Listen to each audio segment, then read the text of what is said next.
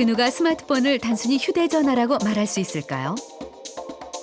언제 어디서나 통화와 문자가 가능하고 사진을 찍어 저장하고 전송하고 메일을 주고받고 지식을 검색하고 쇼핑을 하고 노래를 들으며 귀가 즐겁고 터치스크린으로 촉각 기능까지 충족시키는 손안에 든 컴퓨터. 스마트폰의 진화는 정말 끝이 없어 보입니다.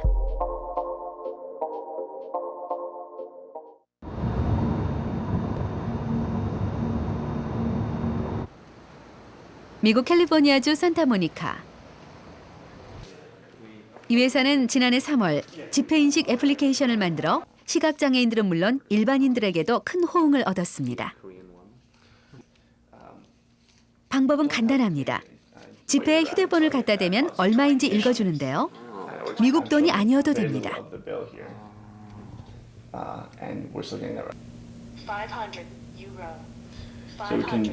이 프로그램은 굳이 카메라에 초점을 맞추거나 지폐 전체를 촬영하지 않아도 됩니다. 시각장애인에게 유용하도록 만들어졌거든요. It addresses the fact that U.S. currency is not out of the box accessible for the visually impaired. All the bills are the same size, and we wanted to take what we have with object recognition technology and help visually impaired users with their lives. So one of the aspects of their lives is telling apart different bills. If you get handed different bills, how do you know that it's a 20 or how do you know that it's a 1? 사실 지폐인식 기능은 스마트폰에 들어있는 보이스오버라는 음성 명령 기능이 있어 가능했습니다. 음성은 시각장애인들이 일반인들처럼 핸드폰을 사용하게 해주는 아주 중요한 요소죠. VoiceOver on. Productivity folder, 12 apps. Newsstand folder, 0 at camera. Settings. Maps. Money reader. Double tap to open. 손가락으로 스크린을 누르면 그에 따라 단어가 음성으로 나오는데요. 다시 말해서 손가락으로 볼 수 있다는 겁니다. 이렇게 하면 문자뿐 아니라 손쉽게 이메일도 보낼 수 있어 컴퓨터를 사용하는 것보다 훨씬 편리하죠.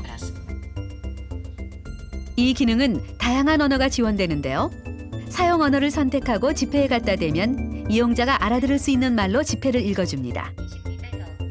50호주 달러, 50호주 달러, 50호주 달러, 20파운드, 20파운드, 20파운드. So when I point my device at these images, I see a green bounding box and identifies at the top of the screen what that is. So if I click, 일명 살아있는 신문이라고 불리는 건데요. 물체 인식 기술을 바탕으로 한 기술이죠. 신문 기사에 휴대폰을 갖다 대면 영상이 재생됩니다.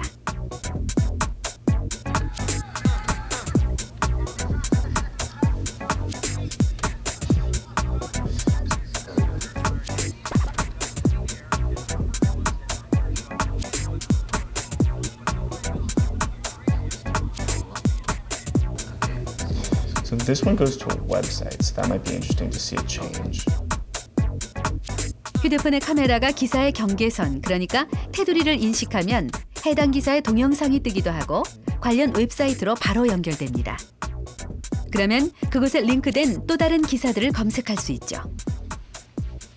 스마트폰이 굉장한 거거든요. 그 크기는 작지만 옛날에 그 중형 컴퓨터의 사이즈거든요. 그 안에 프로세서도 요새는 하나가 아니고 뭐 4개 들어간다 그러고, 옛날에 CPU가 하나 있었는데 뭐 2개 들어가는 거 나오고 4개 들어가고, 앞으로 조만간 뭐 굉장히 많은 그 프로세서가 스마트폰 안에 들어갈 거예요.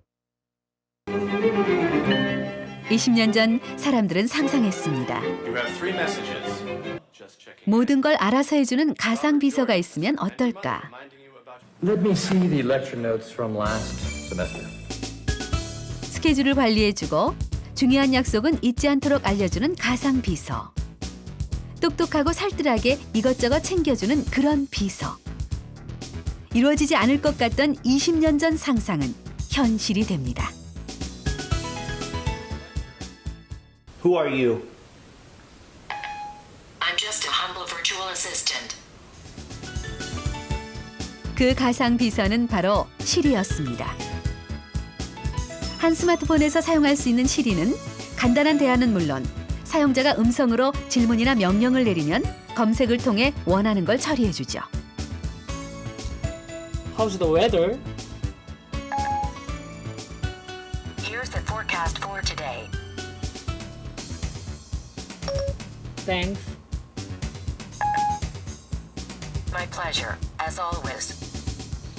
그 시리가 우리한테 영향을 주는 거는 일단 음성 인식을 해서 그 다음에 말한 사람의 의도를 좀 파악을 한 다음에 복잡한 건 못하지만 간단한 것들은 의도를 파악을 하고 거기에 맞춰서 사람이 원하는 서비스를 제공해 줄 수 있는 그런 그 과정으로 넘어가기 때문에 그 과정은 인공지능이 굉장히 중요한 과정이라고 생각을 하거든요. 시작하는 거라고 보는 거죠. 그래서 시리는 이제 그 스마트폰에 인공지능을 적용한 시작이라고 볼 수가 있고 앞으로는 거기에다 인공지능의 굉장히 복잡한 여러 가지 기술들이 적용이 돼서 지금보다 좀 더 그 진화된 그런 서비스가 될 거라고 생각을 하고 있습니다. 그래서 다 머신러닝 기법을 이용하는 미래 스마트폰 진화의 핵심은 바로 예측 시스템인데요. 정부의 의뢰로 몇 년간 박영택 교수 연구팀이 진행해온 실험 결과를 통해 그 내용을 살펴보죠. 연구팀은 스마트폰에 있는 센서 데이터를 통해 실험자의 활동을 2주간 추적했는데요. 실험자가 어디를 가고 어떤 행동을 했는지 스마트폰에 있는 센서 데이터에 모두 기록됩니다. 그러면 그 데이터를 통해 실험자의 행동 패턴을 분석하고 그 결과에 인공지능 기법을 적용하면 아직 일어나지 않은 미래의 행동까지 예측할 수 있는데요. 스마트폰을 손에 쥐고 있으면 위치뿐 아니라 무슨 일을 했는지까지 알아낼 수 있습니다. 마치 아무도 밟지 않은 하얀 눈밭에 찍힌 선명한 발자국처럼 숨길 수 없게 된다는 거죠. 이 데이터는 지금 한 사람 데이터인데 2주 데이터입니다. GPS 데이터들이 다 찍은 거예요. 그래서 이 사람이 다니면서 스마트폰 가지고 다니면서 GPS 데이터들을 다 이렇게 찍은 거예요. 하나하나 클릭해 보면은 각각의 GPS 데이터들을 이제 볼 수가 있죠. 한번 찍어볼래요? 그런 사람들의 패턴을 알아내고 지식을 알아내고 그리고 거기에다 광고를 하는 거죠. 광고를 한다든지 정보를 제공한다든지 그런 거는 어쩔 수 없는 상황인 것 같아요. 페이스북이나 구글 요새 그 웹 컴퍼니들이 수익이 주로 광고인데 광고를 하려고 그러면 그 많은 데이터를 뭔가 지식을 표현을 해야 되잖아요.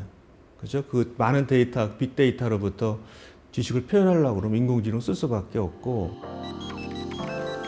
스마트폰을 통해 심심풀이로 찾아본 내용들, 친구에게 보낸 사적인 메시지들, 연인과 찾아간 장소들. 스마트폰은 우리가 한 모든 일을 알고 있습니다.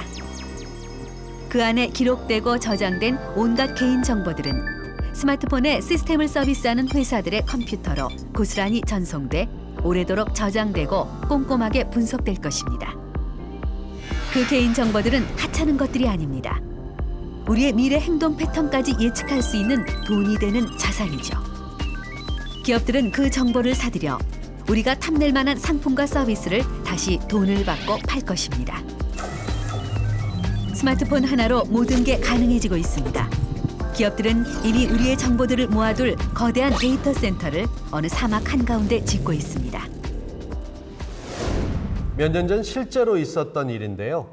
한 글로벌 기업이 라이벌 기업의 우수한 인재를 뺏기자 재발 방지를 위해 전 직원들의 근무 평가나 승진 이력 같은 각종 인사 데이터들을 분석하기 시작했습니다.